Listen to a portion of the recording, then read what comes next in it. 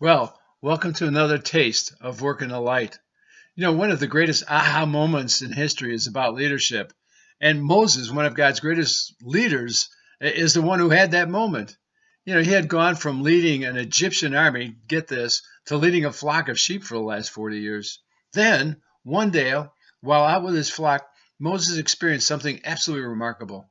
It was a bush engulfed in flames that wasn't being consumed. And when he walked over to investigate the phenomena, a voice called out of the flames, Moses! You can check out Exodus 3 for all the details.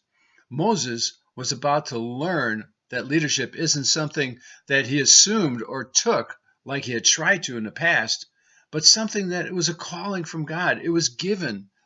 From that moment on, everything in Moses' life was recalibrated. He now had a divine calling to become a leader of God's people.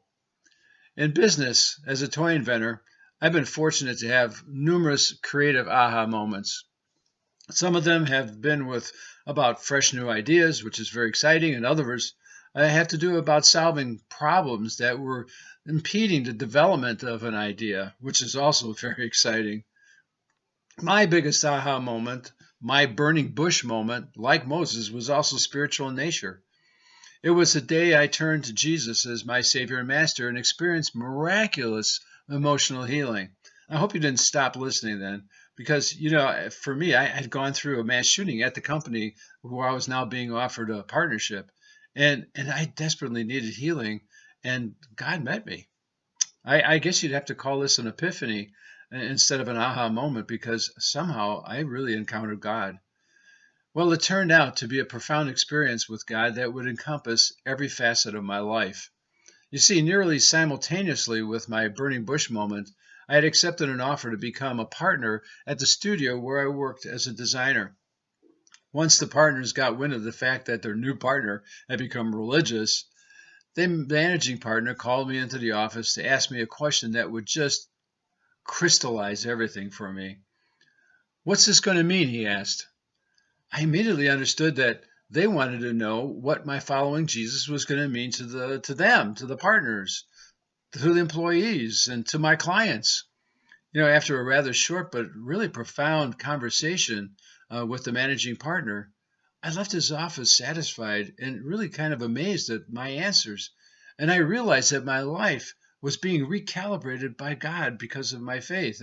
And now a toy inventor and a business leader actually had a divine calling to lead. Well, the call of leader is not just something that only happens to Old Testament characters or to toy inventors like me. The same is true of every person who follows Christ. The moment we have our own personal burning bush moment with Jesus, our entire life becomes a calling full of divine appointments designed to accomplish God's will.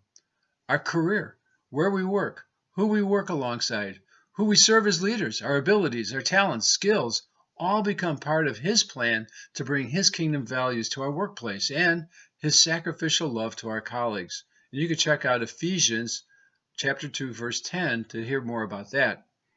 In addition, the burning bush aha moment that recalibrated our life with a divine calling ignites us to become burning bushes through which God calls others to follow and serve as leaders. You see, leadership is a calling. Here's some things I'd like you to consider from what we just talked about. First, whether you're a person of faith or not, God has called you to leadership if you're leading. You'll be responsible and accountable to Him for that leadership. Second, whether you think you assumed or you took leadership, the reality is that God gave it to you. He called you to be a leader. Third, are you a burning bush for others? Do you love God and love people in a way that makes others wonder what has ignited your life and your career with such fire? Think about it. And the fourth one is probably the most important. Have you had your aha moment with Jesus?